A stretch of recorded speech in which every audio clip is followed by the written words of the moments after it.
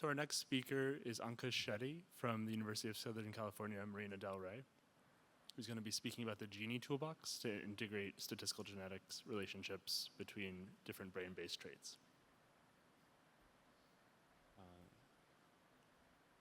And he'll be speaking virtually. Hello everyone, I'm here to present GiNi, a Python-based command line tool to make the process of finding genetic relationship between traits and brain easier using GWAS summary statistics. Here are the team members working on the project and the funding information supporting this project. But before going into the package, it's important to discuss what a GWAS is and why is it becoming important to use them. A GWAS is prepared by surveying the genomes of many individuals, looking for genomic variants that occur more frequently in those with a specific disease or trait compared to those without the disease or trait. It is used to identify genetic variants that are statistically associated with the phenotype. Since GWAS are prepared by surveying the genomes of individuals, and now that there is an increase in the amount of sample size, this in return makes the GWAS more powerful. And this is very beneficial for brain-related phenotypes such as features from neuroimaging or diseases such as ADHD or schizophrenia. For example, in 2023, ADHD GWAS was published which had around 200,000 subjects, and in 2022 there was schizophrenia GWAS which was prepared around 300,000 subjects. And recently a GWAS of 52,000 subjects focusing on the regional cortical morphometry of the brain was also completed. And then there is GWASs of more than 3,000 brain imaging derived phenotypes with increased sample size, which was published for the UK Biobank dataset. Here is a Manhattan plot of GWAS of around 30,000 people. The x-axis represents the chromosomes. The y-axis represents the statistical value, that is p-value. Scatter point represents genetic variant, and the red line is the threshold line for significance. In this case, the Manhattan plot shows us how new genome-wide significant loci were identified through the red scatter points. Most neuropsychiatric disorders and brain-related traits are highly polygenic since they are influenced by hundreds to thousands of SNPs, which makes it difficult to understand the underlying biological mechanism. To overcome this challenge, we have to perform a collection of post-GWAS analysis, and to do so, we are using resources such as genetic architecture of brain regions, gene expression and splicing across brain tissues and cell types, and biologically annotated gene sets. There are different tools to perform post-GWAS analysis, and one of them is CTG Virtual Lab. It offers a variety of analysis lists, but like others, there is not many tools which integrates a comprehensive collection of analysis which handles neuroimaging data. So here we present a Python-based command line tool to streamline a comprehensive collection of analysis to determine the neurogenetic underpinnings for the traits in question. The results from each analysis are produced in a more readable and publication-ready format in the form of CSV files. Plots are also generated for visualizing the results. When the GiNi package is installed, all the underlying tools will be automatically added. The pipeline streamlines the input-output flow between the underlying analysis and modules.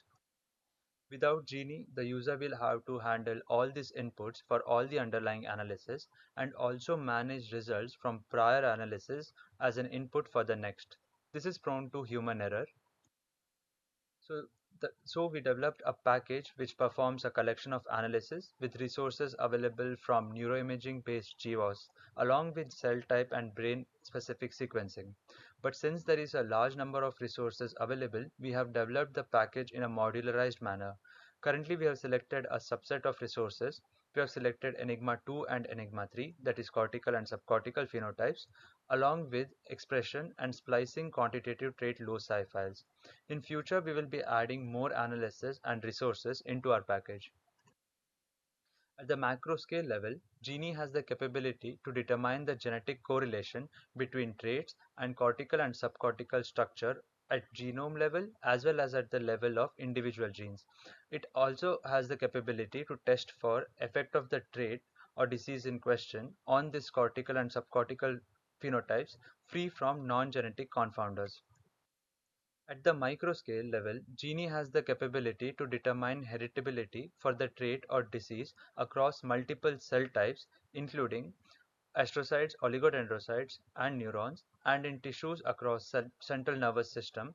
And also has the capability to conduct transcriptome-wide association studies across said tissue types. To aid in biological interpretability, it can also determine enrichment in specific gene sets or biological pathways. So what does GiNi requires? It requires an input file which contains path to the GWAS summary statistics.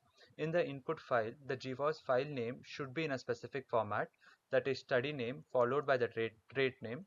It needs to be in this format because it helps in deciding whether there is a need to perform meta-analysis or not. The GWAS summary statistics files are of different formats, and therefore currently we are planning to handle these two formats, that is GiNi and Sage. In the command line, the user will have to list all the analysis that they would like to perform using the command line argument analysis list. GiNi also offers a way on how to run the analysis. Depending upon the resources available, the user can select to run them sequentially or on the high performance cluster using the command line argument computing options. We have tested our tool on the mid-sagittal corpus callosum, where we performed meta-analysis followed by post-GWAS analysis on area and mean thickness of all phenotypes in the UK Biobank and ABCD studies. I'll talk about the methods and results for each analysis in the upcoming slides.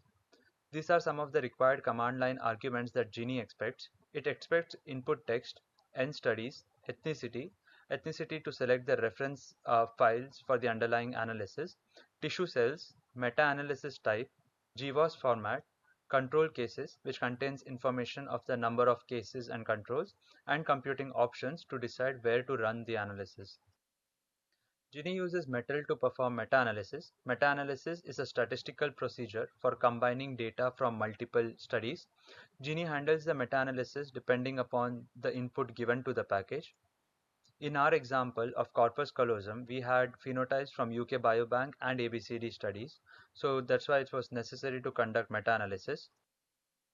GiNi uses LDSC to perform heritability, partition heritability, and global genetic correlation. Heritability is a statistical concept to describe how much of the variation in a given trait is due to the genetic variation. Partition heritability is performed across specific brain tissues and cell types. It measures the polygenic contribution to heritability from these brain tissues and cell types.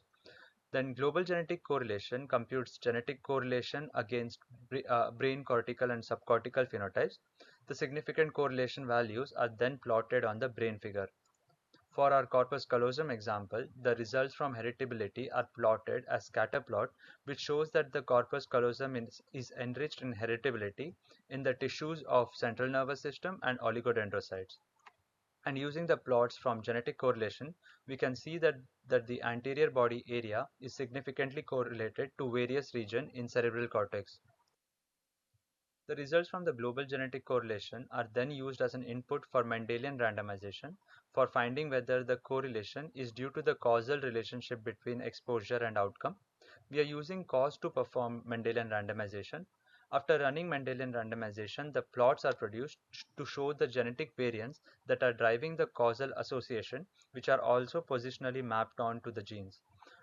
For our corpus callosum example, we tested for causal association for the anterior body area since they were significantly correlated with cerebral cortex. GiNi uses LAVA for finding the local correlation between traits.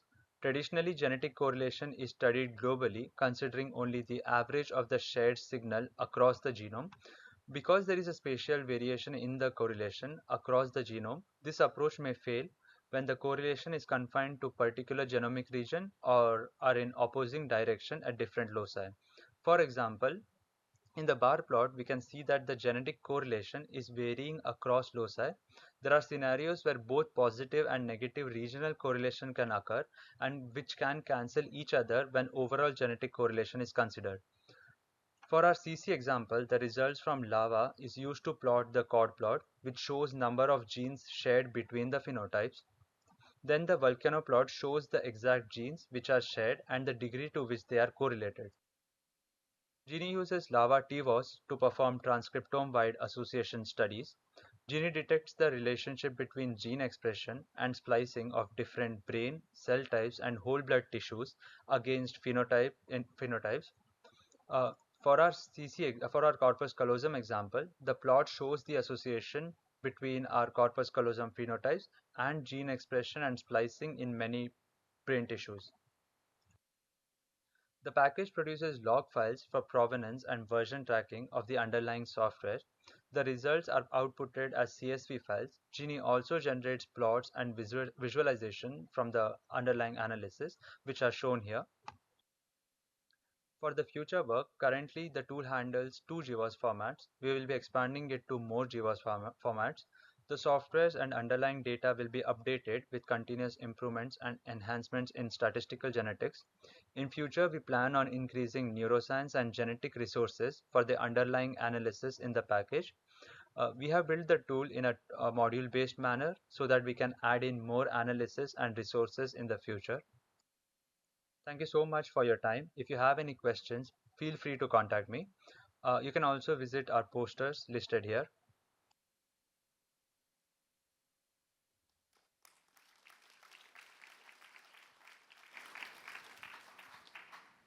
So unfortunately, we can't do questions, but feel free to contact Ankush.